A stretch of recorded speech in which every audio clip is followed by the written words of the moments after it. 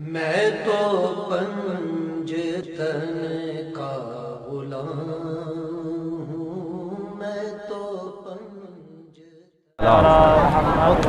मोहम्मद व आले मोहम्मद व अज्जिल फरजहुम व लअनदुहुम बिस्मिल्लाहिर्रहमानिर्रहीम अल्लाहुम्मा कुल्लि वलियकल हुज्जत इब्नुल हसन सलवातुका अलैहि व अला आबाही फ़ी हाज़िहि साअति व फ़ी कुल्लि साअ वलिय्यन व हाफ़िज़न व क़ाइदन व नासिरन व दलीलन व आइना हत्ता तुस्किनु अर्ज़का तौआ व तुमत्तिअहु फ़िहा तवीला बिरहमतिका या अरहमर राहिमीन। सलवात पढ़े मोहम्मद व आले मोहम्मद।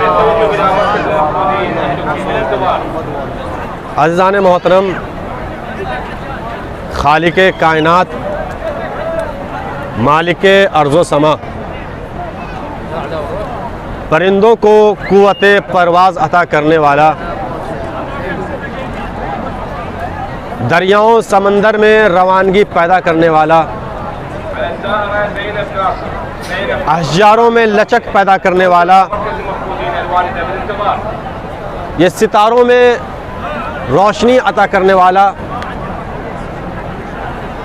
फूलों में खुशबू पैदा करने वाला, फरिश्तों को लिबासे इस्मत से नवाजने वाला, एक कतरे से पैकरे इंसान को खल करने वाला,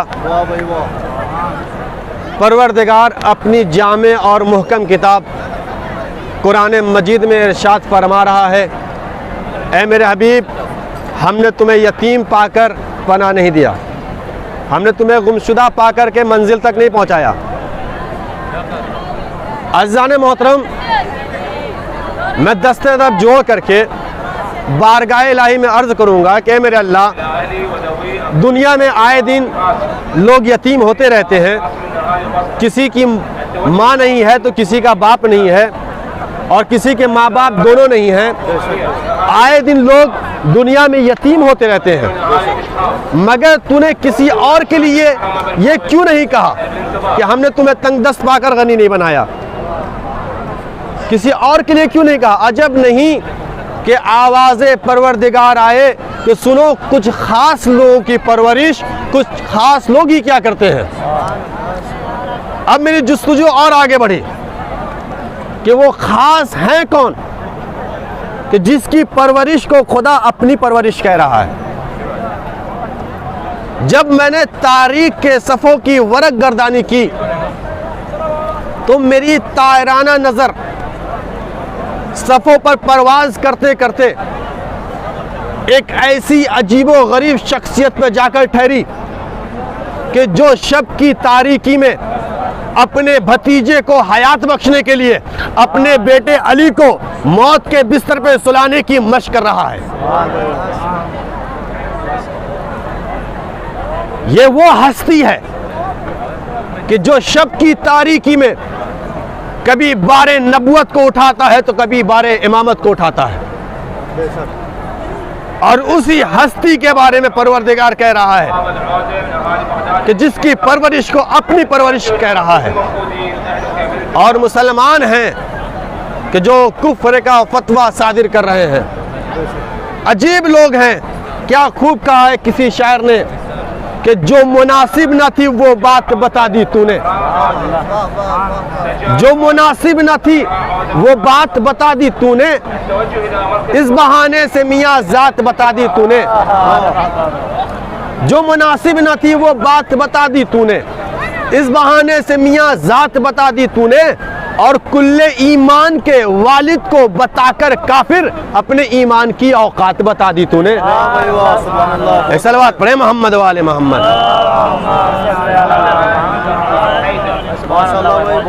अज़ीज़ान मोहतरम, जो कुल्ले ईमान के बाप को काफिर कहे, समझ लीजिए कि वो अपनी जात का पता दे रहा है। लाखों सलाम हो अज़मत अबू तालिब पर।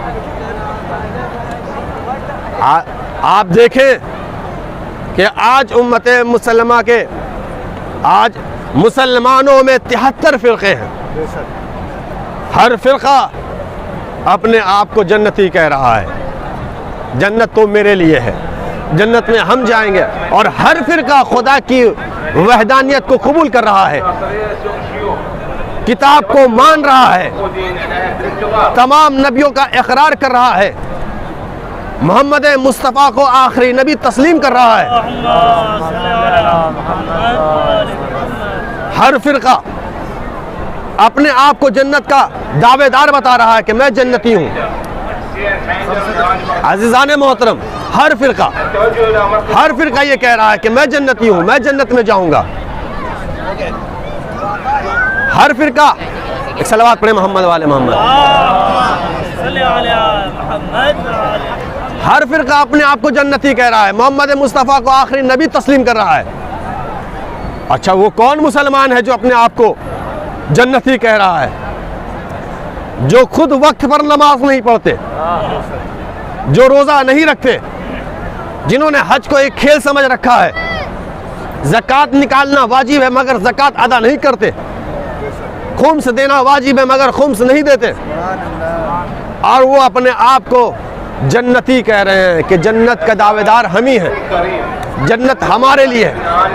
अज़ीज़ान मोहतरम, जब उस मुसलमान की शादी होती है जिसने हज को एक खेल समझ रखा है, ज़कात अदा नहीं करता है, पड़ोसियों के हुकूक का ख्याल नहीं रखता है, जब उस मुसलमान की शादी होती है तो उसे निकाह पढ़वाने के लिए, अक़्द करवाने के लिए एक मौलवी की ज़रूरत पड़ती है। एक मौलवी की तलाश में, एक मौलाना की तलाश में सरे गर्दा मारा फिरता है। मैंने कहा, रे भाई कहाँ जा रहे हो? कहने लगे कि आपकी नज़र में अगर कोई मौलाना साहब है तो बताइए। मैंने कहा, क्यों, खैरियत तो है? कहने लगे कि मुझे अपना निकाह पढ़वाना है, मुझे अपना अक़्द करवाना है, कोई है तो बताइए। मैंने कहा, अक़्द ही तो पढ़वाना है, जाइए किसी पंडित से पढ़वा लीजिए, जाइए किसी पंडित से पढ़वा लीजिए, किसी जैनी से पढ़वा लीजिए, किसी ईसाई के चर्च में चले जाइए, वो पादरी आपका निकाह पढ़ देगा। तो अजब नहीं कि वो मुसलमान मुझे जवाब दे कि आप कितने अहमक हैं, आपको ये भी नहीं मालूम कि हम मुसलमान हैं, हम मुसलमान हैं, हम किसी काफिर से अपना निकाह कैसे पढ़वा सकते हैं? हम मुसलमान हैं, हम किसी काफिर से अपना निकाह कैसे पढ़वा सकते हैं? तो मुझे कहने दीजिए, जब एक आम सा मुसलमान जो नमाज को अहमियत नहीं देता, रोज़े को अहमियत नहीं देता, जो हज को एक खेल समझता है, जब वो एक काफिर से निकाह पढ़वाना गवारा नहीं कर सकता, तो जो शरीयत लेकर के आया हो, जो शरीयत लेकर के आया हो, वो एक काफिर से कैसे निकाह पढ़वा सकता है? एक सलवात पढ़े मोहम्मद वाले मोहम्मद।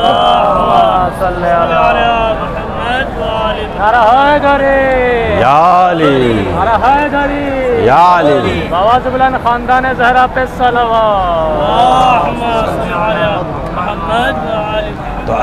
तो जनाबे अबू तालिब की अज़मतों को लाखों सलाम, हमारी जाने कुर्बान हो अज़मत अबू तालिब पर। और अज़ान मोहतरम, मैं एक जुमला कह दूं कि जनाबे अबू तालिब जो हैं एक नूरानी हस्ती का नाम है, नूरानी शख्सियत का नाम है। और मैं तो ये कह दूं कि आदम से लेकर ख़ातम तक जितने अंबिया आए हैं, सारे के सारे अंबिया के वसी हैं जनाबे अबू तालिब। और इसीलिए जब जनाबे अबू तालिब का नाम लो शियों, तो एहतराम के साथ नाम लो कि जनाबे अबू तालिब को अलैहिस्सलाम के साथ जिक्र करो। एक सलवात पढ़े मोहम्मद वाले मोहम्मद। बहुत बड़ी शख्सियत का नाम है अबू तालिब। अगर अबू तालिब चाहें तो आदम से लेकर ख़ातम तक तमाम अंबिया अगर अपनी उम्मत को लेकर के आ जाएं तो जनाब अबू तालिब ही काफ़ी हैं तमाम उम्मतियों को बख्शवाने के लिए। बहुत अज़मत है जनाब अबू तालिब की। और बहुत ही मशहूर व मारूफ वाक़या है कि रसूल इस्लाम मस्जिद में बैठे हुए थे। एक सहाबी रसूल के पास आकर कहता है, या रसूल अल्लाह, मस्जिद के दरवाजे पर कोई आपसे मिलने के लिए आया है, पूरी तवज्जो चाहूँगा। कोई आपसे मिलने के लिए आया है। रसूल ने कहा कौन है? कहा कोई अजनबी मालूम होता है। रसूल ने कहा अजनबी भी हमारे अपने हुआ करते हैं। रसूल मस्जिद से अपनी जगह से खड़े हो गए, उठ गए, उठ करके मस्जिद के दरवाजे तक आए। जब मस्जिद के दरवाजे पर आए तो क्या देखा कि एक यहूदी है जो एक हाथ में सोने के सिक्के रखे हुए हैं और एक हाथ में रेशम की बनी हुई चादर। कहने लगा या रसूल अल्लाह, ये आपके लिए मैं लेकर के आया हूँ, ये हदिया है, ये तोहफा, इसे कबूल कीजिए। रसूल ने कहा मैं इस तोहफे को, इस हदिये को कबूल तो कर लूँगा, मगर शर्त यह है कि पहले तू ईमान लेकर के आ। शर्त यह है कि तू ईमान लेकर के आ, मैं इस तोहफे को कबूल कर लूँगा। कहने लगा या रसूल अल्लाह, मैं तो ईमान नहीं ला सकता। अब जैसे ही कहा कि मैं ईमान नहीं ला सकता तो अल्लाह के हबीब ने कहा कि फिर मैं तेरा तोहफा कबूल नहीं कर सकता। अभी बात लेने और देने की हो रही थी तो एक सहाबी रसूल के बाजू में खड़ा हुआ था। कहने लगा या रसूल अल्लाह, अगर आपको नहीं रखना है तो आप लेकर के मुझे दे दीजिए। रसूल ने डांट दिया उस सहाबी को, खामोश। और डांटने के बाद अभी बात चल रही, यहूदी कह रहा ले लीजिए आपके लिए नजराना लेकर के। रसूल इस्लाम कह रहे हैं कि तू पहले इस्लाम कबूल कर, मैं इस नजराने को कबूल कर लूँगा। जब बात लेने और देने पर आ रही थी, रसूल कबूल नहीं कर रहे हैं, वो कह रहा ले लीजिए। आखिर में वो सहाबी दस से दस जोड़ करके रसूल से कहता या रसूल अल्लाह, आखिर बात क्या है?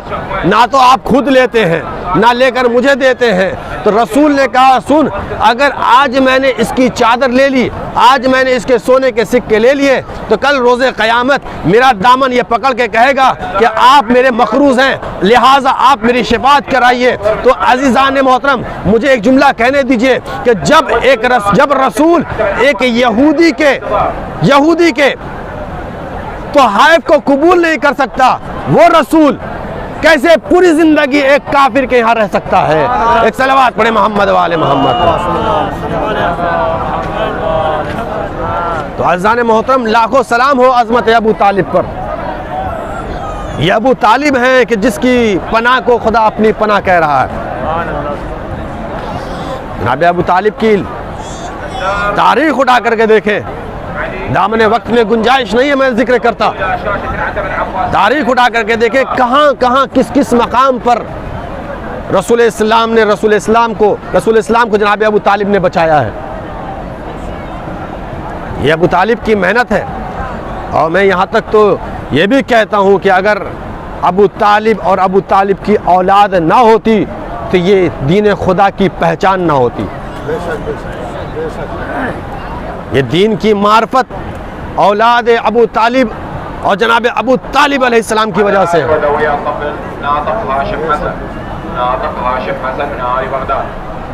हुसैन करबला आ गए। कौन थे हुसैन? अबू तालिब की औलाद। हुसैन ने कहा कि मैं अपने नाना और दादा की मेहनत को बर्बाद होने नहीं दूंगा, मैं कुर्बानी दे दूंगा, मैं अली अकबर के सीने से बर्छी के फल को निकाल लूंगा।